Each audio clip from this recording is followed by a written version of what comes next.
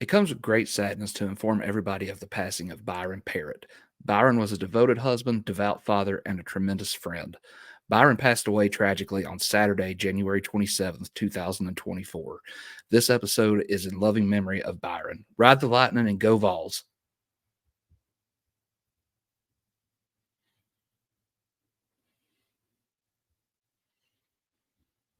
Hey guys, Grant here. I want to tell you all about my friends at Black Bear Inn and Suites of Gatlinburg who are making it possible to bring this episode to you.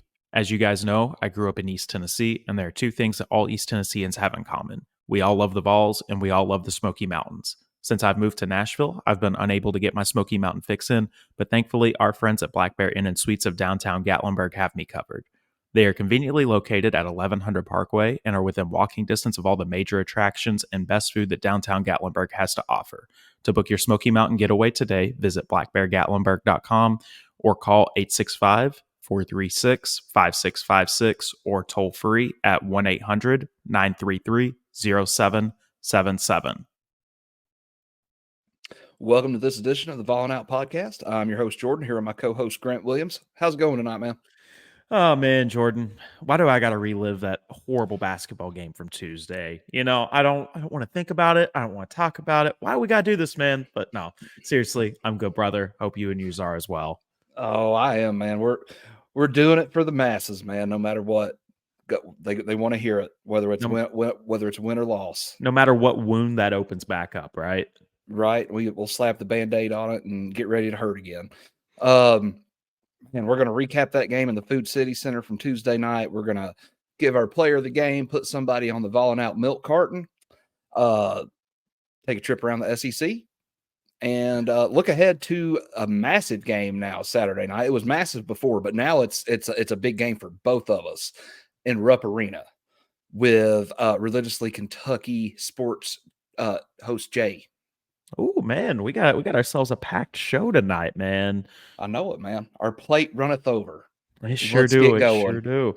Well, let's do it, man. So on Tuesday night, the Volunteers were not victorious at the Food City Center with a final score of 63-59 in favor of the Gamecocks. Shout out to Andrew. We know that Andrew's probably pretty happy on that. Great guy. Go check out his stuff and listen to the breakdown he helped us out with of South Carolina over the weekend if you guys have not got a chance to hear that yet. But there's one thing I'm going to say. Sure, I'm upset that Tennessee lost the game. But people need to stop wanting to jump off of a bridge over this loss. This South Carolina team should have been ranked, and Tennessee was part of their case to the committee saying, hey, you need to rank us. You need to rank us. And guess what, bud? You need to rank us again. I mean, Tennessee really got the shit into the stick, the fact that the Gamecocks weren't ranked on Tuesday. Don't you think, Jordan? I would say so. I mean, that looked like a team the other night that really came into the Food City Center and wanted it, and they got it. I mean, they looked like a good ball team. They done exactly what they needed to do to us to beat us. Well, man, I said it whenever we had Pigskin Petey on with us last night. I said it whenever we had Andrew on with us over the weekend. Lamont Paris is the SEC Coach of the Year. It's not even a question at this point. Taking the team that was picked to finish last in the conference, and they're currently sitting in second place in the SEC. I don't want to see that team again. I mean, we have to see them again when we make the return trip down to Columbia, which I think Tennessee is going to have. They're going to be out for blood in that game. I mean, there's no ifs, ands, or buts about that, but I don't want to see the team in Nashville. I don't want to see them in the big dance. There's no way in hell I want anything to do with South Carolina after we play them on March 6th. No, man, that's going to be a tough one to go on the road and win. But they're going to. I'm with you. They'll be out for blood for that one. I just can't get over how poorly Tennessee played the other night. Like, it was just, and I don't want to, when I say that though, I don't want to take anything away from South Carolina. They played the exact type of game they wanted to play. They played bully ball down low. We didn't have an answer for their big man. No. Well, and I don't even think that Tennessee played that horribly. I just think it's a bad matchup for Tennessee at the end of the day. They've got guards with size, and Tennessee's guards, I mean, it's got the shortest man in college basketball in D1 at a power 6 level in Zakai running the show, which love Z. Not saying anything bad about Z, but what do you expect whenever you're going up against guards with that size? Then down low, they're bruisers. They love to push people around. And man, Jonas has been the most improved player I've seen in the past 20 years come through the University of Tennessee. Guy went from being almost unplayable for 2 years to now talking himself into being a first round pick come June. But Yeah, Jonas, bro, you pick up those quick fouls. You're not paying attention to what you're doing over there. Tennessee needs you to be on the floor. And if you are not on the floor, what's the point in even getting out of the bed that day? If you're not going to be on the floor for Tennessee, keep your ass at home. I don't understand what he's doing. Yeah, well, man, if you've noticed in the 2 conference losses, Adu's been in foul trouble along with another big man or somebody important. And Adu is honestly more important than anybody not named Dalton Connect. I would argue and say Zakai is more important by just a hair, just a tiny, tiny hair. Zakai is just that much more important because we saw what happened to Tennessee last year whenever Zakai blew out his knee against Arkansas at the end of February. Tennessee, sure, you played good ball. You made a run in the SEC tournament for a little bit. You made it to the Sweet 16, but you couldn't do what you needed to do because you had Jemiah Mashack, out of all people, running the point. Not saying anything bad about Shaq. Once again, love the kid, but it doesn't make sense to me, But Jonas, you got to stay off foul trouble, man. I mean, you played 7 minutes in the first half. You can't do that, man. I mean, and then you got to think about it this way too. Tobe Awaka had to play 15 minutes and JP Estrella needed to play 4. I am going to say this, and Rick Barnes, what are you doing? Flip those 2 numbers around. JP Estrella is a way better player this year than Tobe Awaka is. Sure, Tobe is efficient, but he picks up those quick fouls. He gets himself on the bench right there. Then you got to go play the freshman. Might as well just play the freshman at this point. I mean, I don't know what's going on with Tobe because he was one of the more important players on the team last year and played great ball. And he has digressed into the biggest sophomore slump that we've seen in a while. Yeah. Well, I'll tell you what I think keeps Tobe Awaka on the court. He grabs 21% of the offensive rebounds that's on when he's on the court. That's why he's exactly what keeps him out there. It's that in his defense, but then he picks up these fouls. Yeah. And then, man, I'll tell you what, though, I seen a stat the other day where off the shooting percentage alone, like the shot percentage, chances of it going in, whatever, Tennessee should have won that game 68-63, somewhere in that neighborhood. And, man, think about this, though. Think about how many bunnies Tennessee missed in the early part of the game. There was one play that I seen Adu, man. He tipped it. He hit every inch of that rim except the net. Yeah. I mean, man, it was a rough game. I think Tennessee played fine. I don't think that Tennessee was bad, but this is the one thing I'm going to say, and this is going to be the only thing I'm going to say about this, and I'm not the person who blames the refs. But it is really hard to beat a team that has 8 men on the floor and you've only got 5. I mean, you go to the second half and there was a stretch, and I went back and rewatched the game today because I love to make myself miserable for you guys. So make sure you guys know I'm making myself miserable for you, nobody else, but for the listeners. The man watched it in person too. Yeah, watched it in person, then watched it, on the replay on TV for some stupid reason, just for you guys because I love y'all. So shout out to y'all. Heart hand right there. But at the 17-minute mark in the second half, there were 3 fouls that were called. One was on Triple J, one was on Santi, the other was on Triple J. That right there killed all the momentum Tennessee had because you were building to get back in the basketball game. You were right there. You were working your way back into it, working your way. You were plugging away at it. And then all of a sudden, Pat Adams, I think that's the guy who was the referee for the game. Pat Adams, man. First off, how does he even still have a job? Why does he still get put on conference tournaments? Why does he get put in the NCAA? The guy is the worst referee in the NCAA. And you know how much I love sports talk radio, Jordan. You want to hear something that I think is just the best Pat Adams story there is? Let's hear it. Okay. So Brian Rice, who does the play-by-play for the Lady Vols, co-host of the Eric Ains Show. Shout out Brian Rice. Love the work you do. Would love to collab with you one day, bro. If you're on YouTube and you hear this, you see my name right down here. Send me a DM. Love to collab with you, get you on our show over here. But Brian Rice was the SID for the University of Tennessee for a very, very long time. And there was a basketball game that he was working one day. He said this was probably 10 years ago, and Pat Adams was calling the game. Well, some fan made a comment that made Pat Adams so upset that Pat Adams didn't even look at the next play, blew a whistle, and called a foul while staring down the Tennessee fan. Jesus, that's some petty shit right there, man. I mean, it is. I know it's a 4-letter word right there, and I shouldn't say that, but this game has got me worked up for something like that. That's petty. It's not right. I'll say that. I've seen junior league refs do that. It's ridiculous, man. And the fact that this guy he doesn't have a day job. That's all he does. He doesn't have to work a summer job. He's got 6 months off out of the year, and he's out there doing stuff like that, man. I mean, come on. Like, this guy's a horrible referee. If your skin is that thin, you don't need to be doing that job. No. You don't even need to be doing what we're doing if his skin is that thin, bro. Keep your ass at the house and just watch TV all day long. I mean, right? I don't know what else to say on that.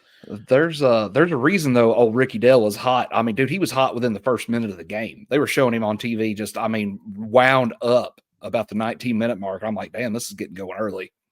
Well, South Carolina is a good team, man. And it's like I've said over and over and over again, South Carolina needs to be ranked. They will be ranked now come Monday. I don't think there's any question in anybody's mind about that. You can't beat 2 top 10 teams in back-to-back weeks and not be ranked, and one of them be on the road. Just not going to happen. I don't know. I don't care what anybody says. It's not a possibility. Well, that was go ahead. I didn't mean to cut you off, Grant. That was Carolina's first road win on over a top 5 team since like 97. Ooh, man, on the road. And that back then too. So one thing on that, and I did see this on the game replay today that I was watching. South Carolina was ranked 6th whenever they went up to Rupp and beat Kentucky, who was the number 3 team in the country then. They were unranked and did that. I mean, that might be the best win they've had in program history, honestly. Yeah.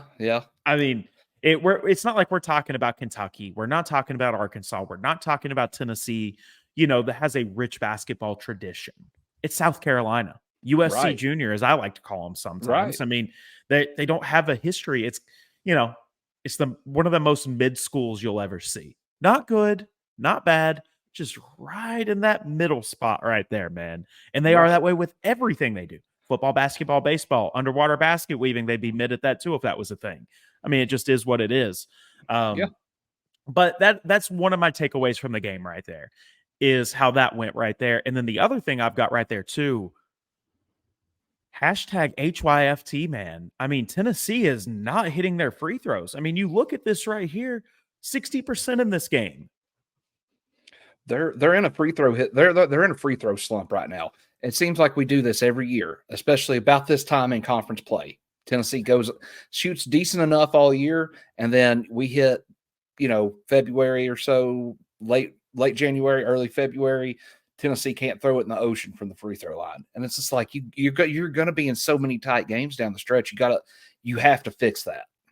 You have to, man. And Rick needs to be working with the kids. And now I know I sent this over to you, man. You saw this because I sent it to you, and I hope the rest of the listeners did as well. And I'll go back and I'll tweet out the photos for everybody. Dalton Connect was working at the Food City Center on his free throws after the game ended. There has never been a kid that has came through the University of Tennessee that wants it as bad as he does. He wants it so damn bad, and he can taste it. He can touch it. He wants that championship, man. And then after Triple J and Meshack, I guess they saw the tweet go out. They're like, oh, man, we can't sit back here in the locker room. Let's go out there and go work with them. Where the hell's the rest of the team at and all that, man? I mean, it's abysmal what they're doing right now. Like, sure, you shoot 60% from the field, connect with 6 of 10. I mean, I'll give them a middle of the pack on that right there. Not good, not bad. I mean, more so on the bad thing. Honestly, close to horrible. But I'll give them, somewhat on that. Adu 2 of 4, Z 2 of 4. Vescovy and Triple J didn't even shoot a single free throw, which is ludicrous. I don't even have words for those two anymore at this point in the year. I just don't for what they're doing. And Santi's playing better ball. He's playing better ball. But Josiah, I'm not even going to go there. You guys don't want to hear me go there right now. Tobe Awaka, 2 of 2 from the line. Thumbs up, Tobe. That's the only thing I'm going to give you a thumbs up for. You can't do anything else right, but I'll give you a thumbs up on that. JP, none. Daney, none. And Meshack, none. And that was a 9-man rotation that Tennessee went with. And then kind of diving into some full stats on the game as well, because I think I've monopolized enough time talking about what I don't like that I saw. Jonas Adu, 21 minutes, 2 of 8 from the field, 2 of 4 from the line, ends with 5 rebounds and 6 points and 2 blocks. What? You know, and what's crazy on this man is Jonas Adu has worked himself into being in the conversation for best big man in the SEC with Janai Broome and with Tolu Smith. Sure. And then he goes out there and he puts up a performance like this. I mean, come on, man. Like, South Carolina's a physical team. I get it. But you got to out-physical them. Like, that was one of the few times in Rick Barnes' career at Tennessee where Tennessee just got out-physically played. Yeah. They got manhandled, especially down low, man. That was that we've talked about this before, though. Whenever Jonas has got a matchup against a guy that's big and bulky, he can't do anything with them. No. Especially really if they know how to use their size. You know what I'm saying? And Mac the other night was like a damn Mac truck. All right. He knew what he was doing. But you know, he's a hell of a player. I don't want to take anything away from South Carolina. They played a great game. They did really well actually at pushing that high pick and roll out way too far for it to be effective for Tennessee. They did a great job defending that. And that's all coaching right there at the end of the day, man. I mean, Lamont Paris, you know, I looked over at my dad during that game, and I'm sorry to cut you off right there, but I think this is a point everybody else needs to hear. Get that man a big boy job and get him the hell out of South Carolina in the SEC. I don't want him to have nothing to do with our conference unless he's coming to Knoxville to take over from Rick Barnes. Hey, I'd be all right with it. He seems like he's pretty good. So I'd love it, man. Get him a big boy job. The other thing I do want to say, though, Tennessee, if they were solid in any aspect of that game, it was defensively. I think they made them for the most part. I mean, South Carolina wasn't hitting easy shots. Well, they shot 34% from the field. I mean, that was a sloppy game and a physical game. And I've said it before too. Tennessee likes to play physical. Tennessee does not handle being played physical though very well. I don't think. No, I mean, well, this was a 13.5-point spread, and you lost the game by 4 at the end of the day. And you would have lost by a hell of a lot more if it wasn't for the next guy I'm about to talk about. And all I'm going to say, well, Jordan, you know what? Let's say it together on the count of 3. 1, 2, 3. Mama, there goes that man. There goes that man. Yeah, I mean, just the most unbelievable player to ever put on the Tennessee uniform at this point. I mean, he's having a season like better season than Grant Williams had in 2019. He's having a better season than Chris Lofton ever had. I mean, I hate to go on camera and say that, but man, I am. Like, no, there's no, don't hate it, because that's the truth, man. He tried his damnedest to will that team to a win the other night. And I thought and all he needed to. I did too. And all he needed was just a little bit more help from somebody late. Well, you know, man, I mean, you can't ask Dalton to do anything else because he scored 31 points in this game, 11 of 24 from the field, 3 of 8 from 3, 6 of 10 from the line, 7 boards, 2 dishes, and 2 fouls in 34 minutes. Once again, Mama, there goes that man. Yeah. I mean, man, I can't say enough good things about the kid. Well, okay, so I'm going to hit you with one thing real quick. Okay. Didn't mean to cut you off. At halftime, the man had half of the points Tennessee scored. The rest of the team was 6 for 21 from the field and 1 for 8 from the 3-point line. Man. Imagine where this Tennessee team would be if Dalton Connect wasn't here. Those 15 wins may look more like 3. I'll say it right now. Tennessee is a mediocre basketball team without Dalton Connect. Well, it's the same team you've had for the past 3 years, where you're relying on Vescovy and Josiah Jordan-James to get all your scoring, and for whatever reason, I'm not even going there. I'm not even going there today. Let's go to Z, man. I want to talk about Z. 32 minutes, 0 of 6 from the field, 2 of 4 from the line, 1 rebound, so cool for him, 3 assists, 2 turnovers, 2 points. That's not going to cut it. I mean, I know you played against a really good defensive team, and your size may cause some issues for you right there, but Z, man, come on. You're the best point guard in the SEC.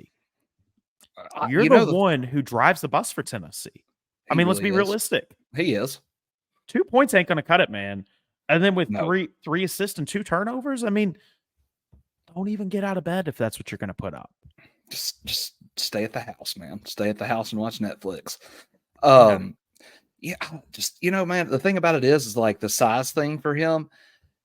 I don't feel like that's a big deal for him. Because he's always the shortest guy on the court. You know what I'm saying? Oh yeah. So, and he's figured out how to maneuver himself and this, that, and the other. So I don't know. The other night, I'll say this though, outside of Dalton Connect, that whole team looked, honestly, at times they looked tired and they looked disinterested.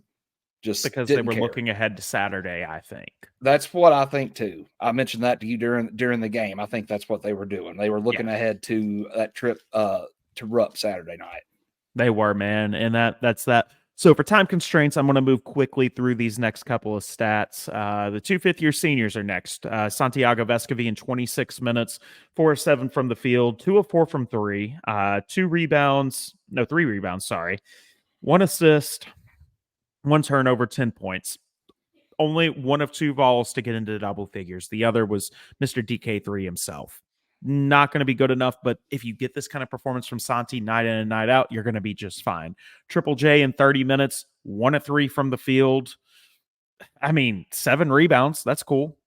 3 assists. That's cool. 2 steals. That's cool. I mean, he did a lot of things, but 2 turnovers, 4 fouls, 2 points. Bro. I mean, you got to be better than that. You're a 5th-year senior, man. You are. And for constraints in the show today, I'm not going to go into the bench guys' full stats. Tobe Awaka had 6 points. He got 2 of those from the line. Good job, Tobe. JP Estrella had 2 points in 4 minutes. Gainey, 0 points, which I guess he's back to being regular Jordan Gainey now. I mean, I don't know what's going on there. And then Jemiah Meshack in 15 minutes, 0 points. Got to be better than that. The whole team overlooked South Carolina. They said, oh, there's not a number next to their name. We can just walk out there because we're Tennessee and we can be better than them.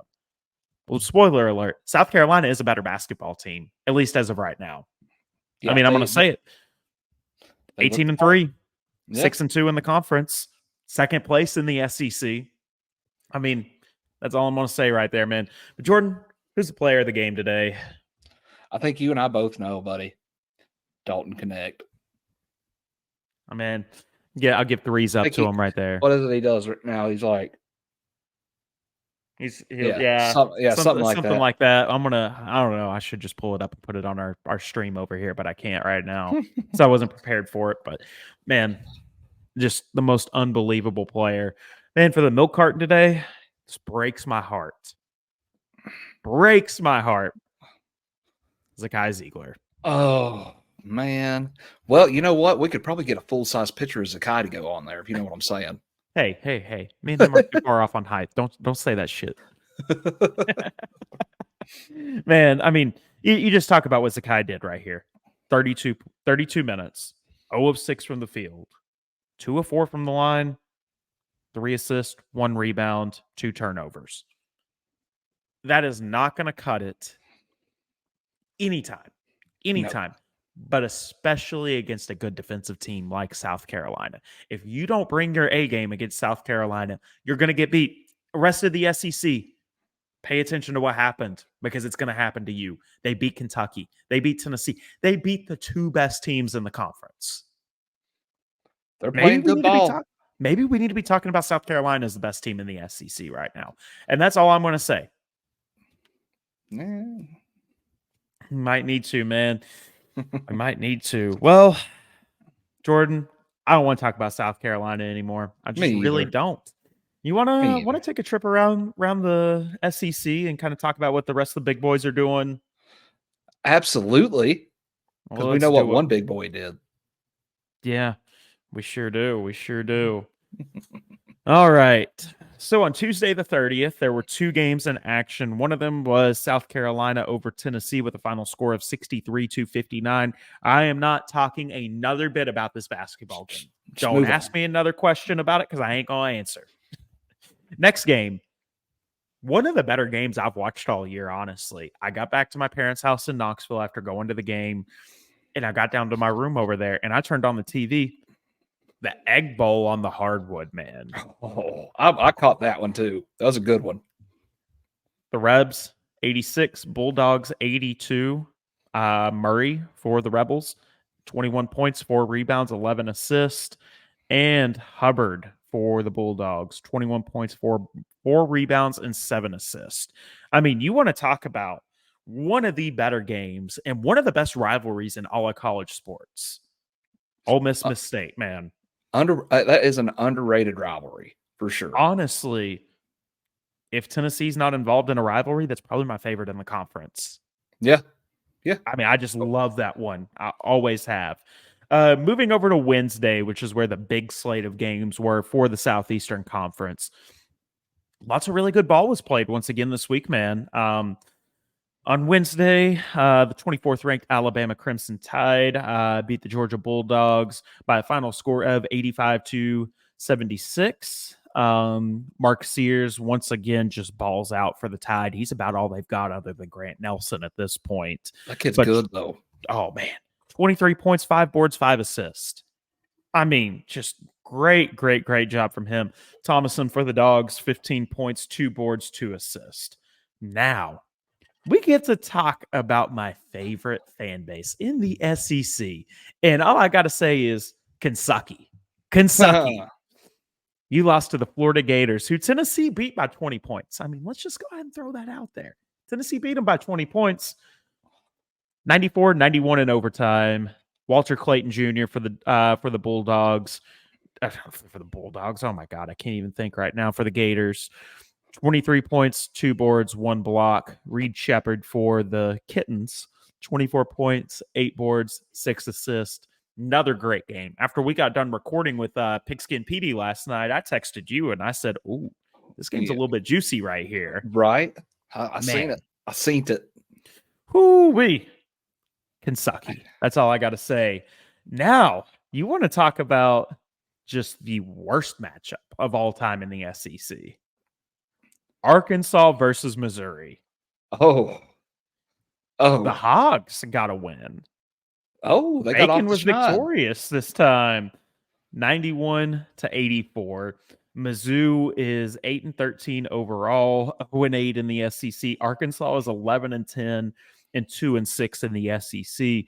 Now, guys, check out our episode we released yesterday, but our buddy Pigskin Petey, who works for Fansided, had some information he dropped on the show saying that Musselman's on his way out the door at Arkansas. So something to kind of look for right there. Get this man the hell out of my conference. Get him out of here. I don't want him in here anymore, man. Because I mean, if anybody's going to get a team right that's in that bottom quarter of the league, that's the one. It sure is, man. And then our last game of the midweek slate, the Auburn Tigers hosted the Vanderbilt Commodores. And I don't even know why we're talking about this one. Final score 81-54. Then Lubin Allen, 17 points, 12 boards, 3 blocks for the Commodores. And Williams, I do not know his first name. It doesn't give me that on SECsports.com. 21 points, 2 boards, 4 assists for the Tigers. It's not even a game to talk about. Auburn is the 16th ranked team in the country after their horrible showing last week. 17-4 on the season, 6-2 in conference. Vanderbilt moves to 5-15. Ooh. And 0-7 in the SEC. Man. Ooh-wee. That's all I got to say right there, man. But that has been your look around the SEC. Man, I think it's time we go get a word from some of our sponsors, and we bring in our buddy Jay from Religiously Kentucky Sports to help us break down the big matchup on Saturday. How do you feel about that? Let's do it. All right, stay tuned, guys. We'll be back. If you're looking for the perfect Smoky Mountain vacation, Mountain Romance is your cozy romantic getaway. Starting at $129 per night, you get 2 bedrooms, 2 full baths, and this beautiful cabin will sleep up to 6 people. With an amazing mountain view, fire pit, pool table, and hot tub, this place has it all and is located within minutes of downtown Gatlinburg. To inquire, go to Airbnb and search for Mountain Romance or email bearslair2021@gmail.com. This next segment is brought to you by Three Kings of Cardboard, the go-to spot to upgrade your sports memorabilia collection. Check out their Facebook group and eBay at Three Kings of Cardboard. I have dealt with them personally and will not deal with anybody else. My favorite item from them is my Jalen Wright 1-of-1 Bowman U Superfractor that they have pulled me. Check out our friends at Three Kings of Cardboard today. And we're back with Jay from Religiously Kentucky Sports Podcast. How you doing tonight, Jay? I'm good. Volling out. Hey, you're volling out, man. Yes, sir. Yes, sir. We're glad to have you on tonight, man. We're going to talk some Kentucky hoops with you tonight. Get ready for this big game Saturday night, man. Top 10 matchup. Yeah. Well, I mean, as of now, but we know that will go away soon. Yeah, hey, the game's played before Monday at noon Eastern. That's what I like to tell people. So right now it's number 5 versus number 10. After that, I mean, one team's not going to fall too far. One team is going to fall a spot or two. The other one's going to fall probably about 5 to 10 spots. So it's a really big matchup for both teams coming on Saturday. And it's great that it's both teams' biggest rival, honestly. I mean, just you couldn't ask for a better way to go into the weekend right here. Right. I'm glad it's at home for Kentucky. Yeah. Hey, you guys got to come back to Knoxville here in a little bit. So hopefully it goes our way both times, but you never know, man. You never know in this border rivalry right here. It's going to be wild, man. Both teams coming off of a loss. We've both lost to the same team. Yeah. Looking for that win of the week. Yeah. Yeah, both teams are. Get off the schneid. One team's going to feel a hell of a lot better about what happened this week after Saturday, and the other one's going to be sitting there playing with their thumbs looking for answers. Right.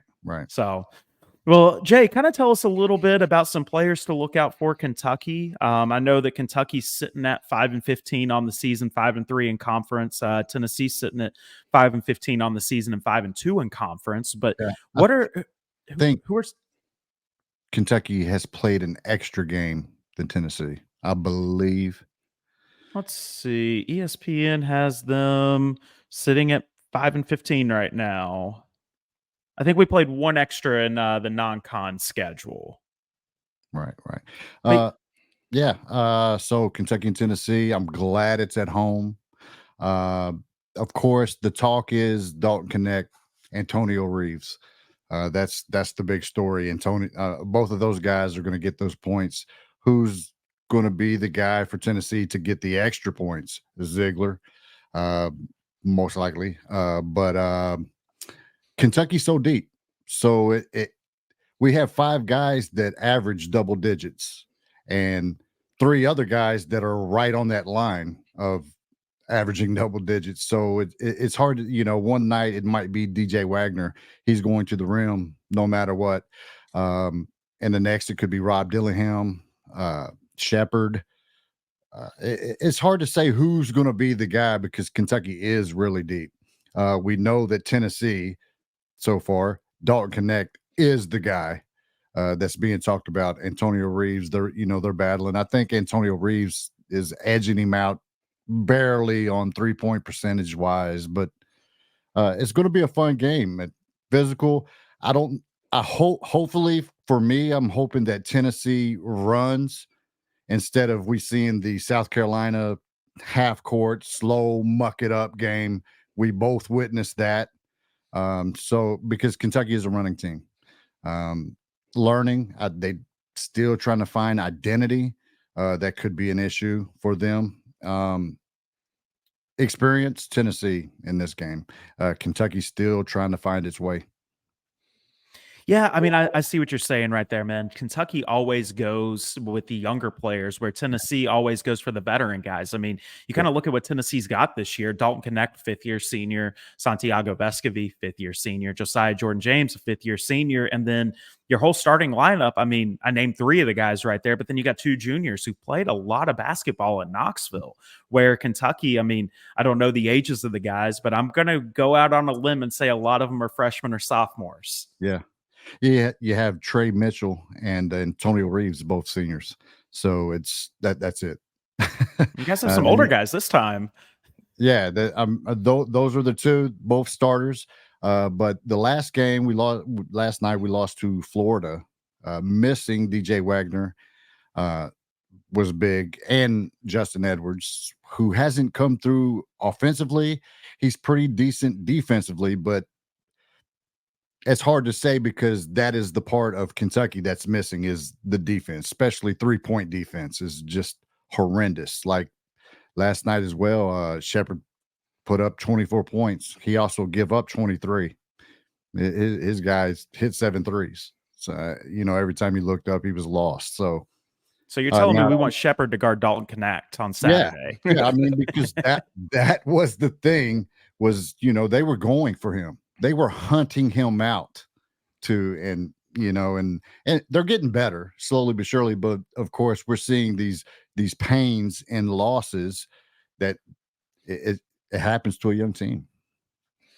Absolutely, man. I was looking last night, and man, you guys shoot the ball at a pretty solid clip. You got three guys shooting over 50%. Yeah. Reeves, Mitchell, and Shepherd. All three of those guys are over 50%. Shepherd's almost at 55. So you guys got some solid shooters, man. He's an offensive beast, but defense wise, horrible. And I hate saying it because he's a Kentucky kid, and it's like a big no. You don't talk about the Kentucky kid, but it's just a critique. I love the kid. I'm a fan of his. Offensively, he's going to hit a lot of shots, but he's still finding his way on defense. It's a lot different transitioning into Division I college basketball from high school. So right. And you guys are a good 3-point shooting team too. You shoot 40% from three. Yeah, they're going to. John Calipari has not been that guy to, he's been around 15 to 20. They've upped that a little bit. Here, the last few games, they haven't really shot that many, but they're going to shoot. They're going to shoot. So it's been fun to watch. The offense is high powered, but they're also going to give up a lot of points. I know that points per game, 88, Kentucky, 79, Tennessee. So this is going to be a fun game to watch. Yeah, it's going to be up and down the court. I do believe it's going to be. It's always fun when these two get together, though. Always. Well, it always is. It's a border rivalry right there. I mean, you kind of go back to the days of Chris Lofton, playing at Tennessee and grew up a Kentucky fan. Kentucky wanted nothing to do with him, and I think that's ultimately what kind of cost Tubby Smith his job. Honestly, that is sickening to me because he was, Mr. Kentucky basketball. Yeah, and people loved him around here. Like, what's up? And I heard an interview with Chris Lofton. Crazy you brought that up, but he got a call from Tubby, and this is out of Chris Lofton's mouth saying, hey, I'm gonna need you to tell people that we're not recruiting you. He was like, you're not recruiting me. So it didn't sit well with Kentucky people, And then, of course, what he did. His banner's hanging. So yeah, and then you guys beat us on banner night for him too last year. Right. Thanks. Yeah. But yeah, I mean that there's just a lot of good rivalries that have came from this matchup. Right. I mean, you go back to the Grant Williams and Admiral Schofield teams. Spoiler alert, not me. I think everybody can tell that, but I still have to say that I'm not the Grant Williams that played at Tennessee. There was a lot of flopping going on. Oh man, come on. Was it not? No, it was flopping, and that's something we don't do anymore. And I don't understand it. We went away from it, and it could have helped a hell of a lot on Tuesday night against Carolina. Yeah. Right. It was the one player, Grant Williams. I will say it was quite a bit. It was a ton. Yeah. He's making that money now, man. I mean, yeah, he is. People never thought he'd be where he is right now. That's for sure. But you have those teams. A couple of other ones in the past too. I mean, Ron Slay when he was at Tennessee 20 years ago. Great matchups with Kentucky. Then, I mean, you can take it all the way back to the Bernard King days as well. With just different matchups. Yeah, and it really doesn't matter who is up or who is down. This game is going to give you what you're saying is very exciting, and I like Kentucky's chances at home. And then we go on the road and it's like, I don't know, but you will never hear me pick a loss. I just can't do it. So of course I'm telling all my Tennessee friends that are fans, and oh yeah, we're gonna beat the brakes off you guys. In the back of my head, I'm like, I don't know about that. So, it's definitely one of those games. Like I said, doesn't matter who is up, who is down. It's a rivalry game. And so just like Louisville, everybody was beating Louisville to death. You guys probably know how they're doing this year. Oh yeah. They play Kentucky pretty well, regardless of them being really down, and it's something about a rivalry just brings out the best in teams. Well, whenever you've got Tennessee on the front of the jersey or Kentucky on the front of the jersey, you get everybody's best shot night in and night out because it's two historic programs. I mean, Tennessee's not at the blue blood level like Kentucky is, but you look in SEC historic standings, and I mean, those are the two at the very top for a reason. Yeah. Yeah. I will say, though, it will not be like a whiteout or a blue out or anything at Rupp Arena. Now, when we go on the road, you'll have that. We say we're their Super Bowl. We're circled on the schedule. We get their best, and it sometimes that's hard for a young team to realize. Like, hey, they want to punch you in the mouth. They want to beat you. So it is. I think we heard Bruce Pearl joke about that. Oh, we better have T-shirt night for John Calipari. Because that's what people think. But I'm glad like I said, I'm glad it's at Rupp. That gives us a fighting chance. Hopefully we continue to grow on defense. It's been pretty bad. Now we know how the SEC is. It's tough, even though the talent gap is a ways away. Like we out talent South Carolina a lot, but they just manhandled us like it was nobody, and Kentucky had no answer. It's just like they did to Tennessee. I mean, Right. Lamont Paris is the coach of the year in the SEC. Yeah. Nobody can change my mind on that at this point. I I mean, especially after seeing what I saw on Tuesday and what they did on Tuesday against you guys the prior week. I mean, man, that guy can coach ball. And we're familiar with him because he came from University of Tennessee, Chattanooga as well. Yeah. So we had to play Lamont Paris quite a bit. And somebody give him a big boy job, get him the hell out of Columbia and get him out of my conference. Unless he's coming to Knoxville after Rick Barnes is done, then it's okay for him to stay in the SEC. But other than that, get him out of the SEC, man. I think you'll see that soon. I mean, you're coaching that well, you're gone. Yeah. So what we're saying between the three of us here is we don't want to see South Carolina again on a Tuesday night. Right. No, not at all. I don't even want to see him on a Tennessee Saturday night. I don't want to see him anytime. Right. I'll say that right there. Well, the matchup predictor's given Tennessee a 58.1% chance to win this game at the time of this recording. What's your score prediction on this one, Jay? ESPN's always wrong. I'm going to say we edge Tennessee out. I'm going to say we put up 80 some. I'll say 86-81. I like it. Jordan, what do you got, man? Points too, and it could go either way, but I'll say Kentucky wins barely at home. I'm going to say,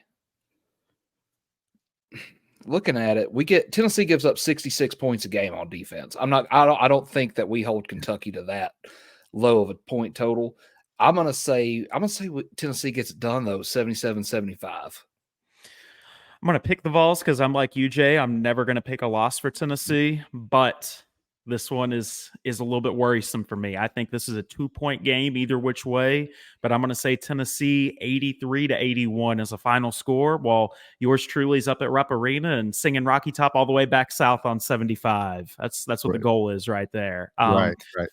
One question I want to ask you too, Jay. Do you have a favorite moment in this rivalry? Couple, I can't remember the year. Couple years ago, we took a bad beating at Tennessee by 20 some, but then you came to Rupp Arena and we returned the favor by 20 some. I think that was the Grant Williams team. It was. Yeah. It was. My favorite moment's going to be from that same year as well when you guys came down to Knoxville. It was March 2nd. I only remember because it's the day after my birthday, but me and my dad were over there, and just my favorite play in that whole game. I'll still go back and watch it. But Grant Williams stole the ball on the other end of the court, and then Jordan Bowden goes down and gets the lob from Grant at half court and just throws it down. And then Tennessee never looked back after that. Do you have one, Jordan? Every single Calipari technical. What's the over-under on a coach getting a technical in this game? I feel like it's got to happen. It's coming. It's coming. I don't know if it'll be at Rupp Arena, but it's coming on the road. It could be there. I thought it could happen at Arkansas. Happens quite a bit there.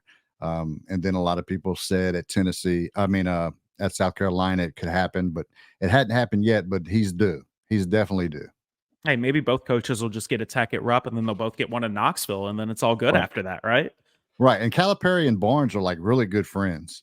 Oh, yeah. So, and until they get on the court, and then it's just business. I'm looking forward to it. And I think Kentucky is starting to come around, especially on defense by the numbers. But like I always say that there are three kinds of lies: white, bold, and stats. Stats don't tell the whole story always when you're watching a game. So I'm looking forward to it. I think Kentucky shoots lights out and they run away, especially if Tennessee runs with them. Now, and I felt the other way. If Tennessee slowed it down, I felt it could go in Tennessee's direction. The one good thing about Tennessee this year is we've got a guy in the country everybody wants, Dalton Connect. And you've got a lot of guys who stand around and wait for Dalton to be the best player in the country again. But Dalton's averaging over 30 points on the road this year. And I'm hoping he can have another just stellar performance on Saturday night, because if he does, Tennessee's chances are really good. If not, it's not going to be great. And I think the key for, Big Blue Nation to get the win on this one, honestly, is shut down Dalton and rely on Santiago Vescovi, Josiah Jordan James, because neither one of them can do anything right now. Yeah. Well, I will tell you, it always happens no matter what team it is. Someone always posts 30 plus in Rupp Arena.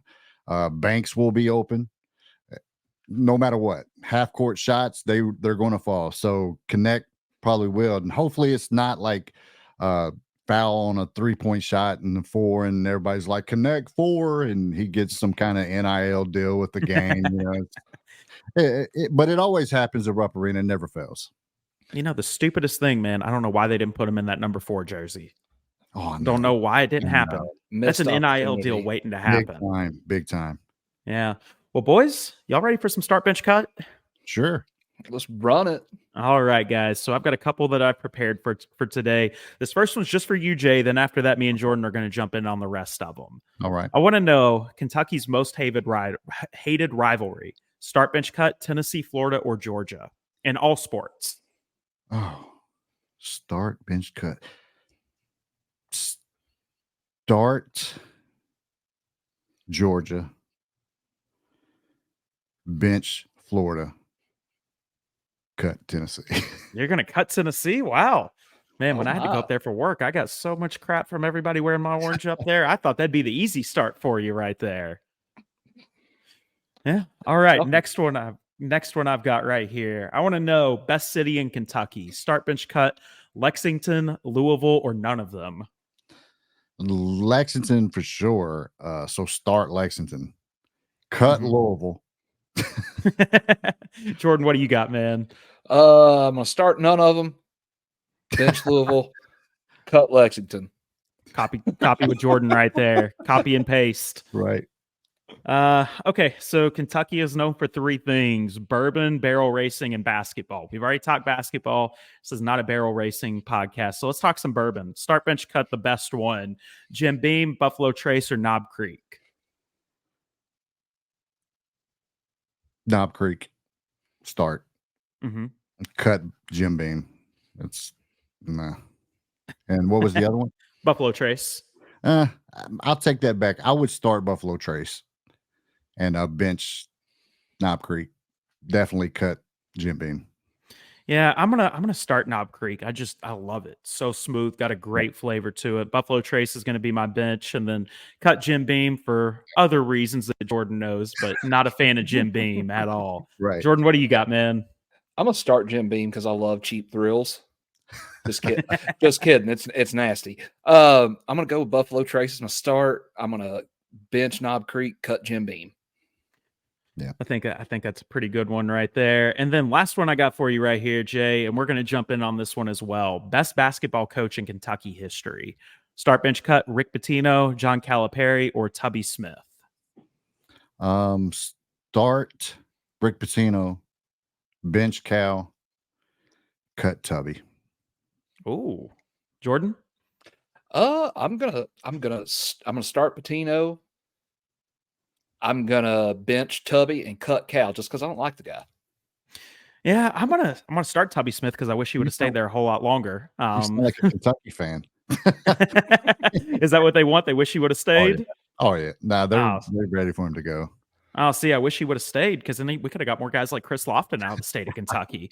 Right. I'm going to bench Pitino. Guy can coach, but I'm going to cut Calipari just because can't stand the man. Can't stand anything about him in his cheap-looking suits. His suits in a bag. Right. Well, Jay, where can our listeners find you at, man? I'm on all platforms: Spotify, iHeartRadio, Amazon Music, Apple Podcast. Yeah, just find me anywhere. Okay. What on Religiously Kentucky Sports, right? Yes. Okay. Well, man, this has been a lot of fun. We'll have to team back up together whenever you guys take the trip south on 75 to come to Knoxville, man. Definitely. Enjoy your time at Rupp, and I appreciate you guys having me. Hey, man, we appreciate you joining us for tonight. Good luck Saturday, man. Same to you. Yeah. And well, we always end our show with the Go Vols. You're welcome to say Go Cats if you want to, but with that being said, Go Vols. Go Big Blue. This episode of the Ballin' Out podcast has been brought to you by our friends at Peace of Mind Enterprises. From construction, home remodel, down to general handyman services, Peace of Mind has you covered. All technicians are licensed and insured, servicing East Tennessee with 30-plus years of experience. Call 865-202-7167 for a free estimate because nothing beats having peace of mind.